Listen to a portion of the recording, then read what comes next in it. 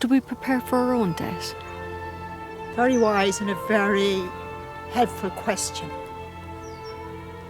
Because many people are saying to me today, we're helping people to die, but wouldn't it have been very helpful if they were helped to understand their own dying? Yes, we should prepare. Firstly, in the whole system of looking at wills and making sure that you have things sorted out and sorting out where you'd like to be buried and how you would like. Do you want to be buried or do you want to be cremated? Or some people might like to give their bodies for research. All that, and it needs to be written down. Because the more we understand the dying process, the less fearful we are. Because we need to understand. So, as I said before, feel the fear and do it anyway. Look at what you fear. In my training, I had to look at my own death, and I had to write out what I would like to see on my headstone.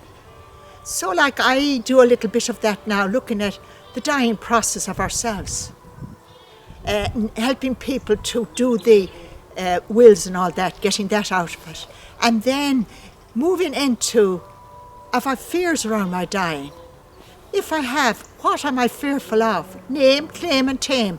If you don't name it and claim it, it's like, has control over you. And like, who would you like to be around when you're dying? You know, people like to be with very special people. Others might select, I just want this person to be there because I know they will be able to handle it. And you know, an interesting thing, I say to people, some people like to die on their own. And I say to you now, because like some people get worried, oh, my loved one died and we weren't there. They made sure you weren't there. So like, for your dying, you need to be aware of that. You need to say, well, would I like people around? And it's a good thing to name that now when you're healthy. And also, who would you like to be there? And above all, like, what is concerning me? If I were told I'm dying in the morning, have I a fear? Is there any aspect of my life that I closed off that needs to be healed? Because that is crucial. If you have pushed something down, I can guarantee you, in your own dying, that will come up. So you deal with that now. It's like, you know, making sure that finances is sorted, but making sure your spiritual and your soul and your heart is free. And the more information we have about ourselves, the better. Another thing you need to do is, what would you like written about yourself? What would you like the homily to be about? Or do you want a homily? Do you want a homily? What would you like written on your headstone? All of that. But what you need to do is to realise death is part of living.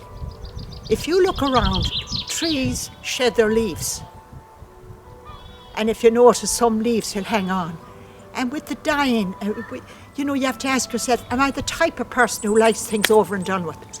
Or am I the kind of person that I'll hold on to the end? And that's understanding that for yourself. And letting people know, I'm going to do it this way. But it frees you in your health now, not on your deathbed. So I would say to everybody, and I do a bit of it, do your own journey of dying and death, and do the spiritual side of it, and do clearing out wills and all that, and just say, well, you know, am I at peace? Is there any aspect of my life that I need to get help with? And you know, when it comes to the dying, you'll feel so, so relaxed. So I pray for each one that's watching this evening, that they will begin to realise that life is a journey. And part of that journey is dying, just as part of our journey was living. And may you have the courage the freedom